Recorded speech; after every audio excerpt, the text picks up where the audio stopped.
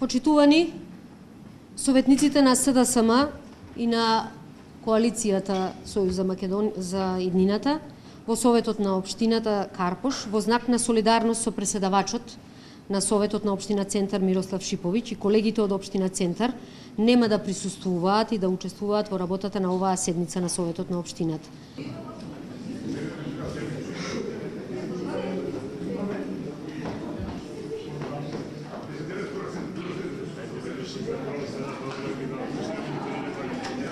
Поштовани советници,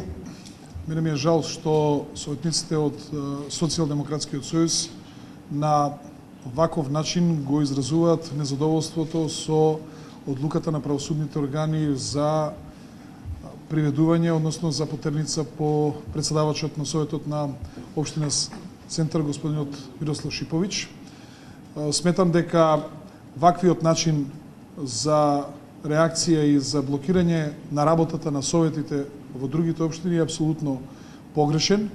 и можете да замислите сега доколку Социјалдемократскиот сојуз имаше мнозинство во Советот во општина Карпош, тоа значи дека би го блокирал работењето на Советот на општина Карпош.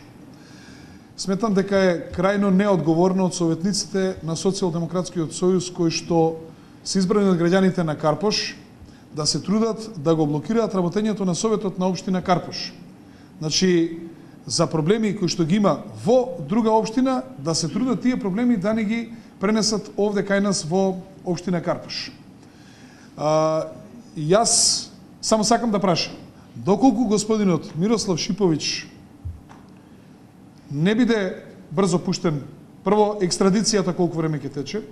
потоа истражната постапка колку време ќе оди, до првото рочиште и до пресудата, дали тие мислат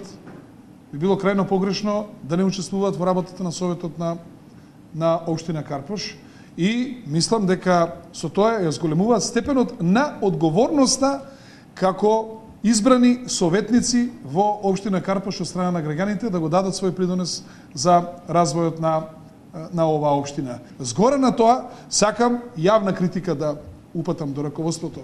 па и до градоначалникот на општина Центар, затоа што ние видовме дека овие изминати 6 месеца општина Центар ги потроши во чиста политика, а најмалку во прагма и во служба на граѓаните на општина Центар. Ние не сакаме Карпош да биде сличен на општина Центар, да се претвориме во политичари, а не во работници и да му служиме на граѓаните онака како што тоа тие го барат од нас.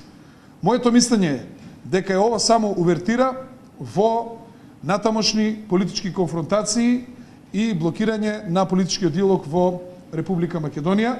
Затоа би сакал да апелирам пред се за разум и за представниците на власта исто така, не смее да се влегува во замката што ја подготвува опозицијата, да повторно се создадат тензии, да се блокира политичкиот диалог во Република Македонија.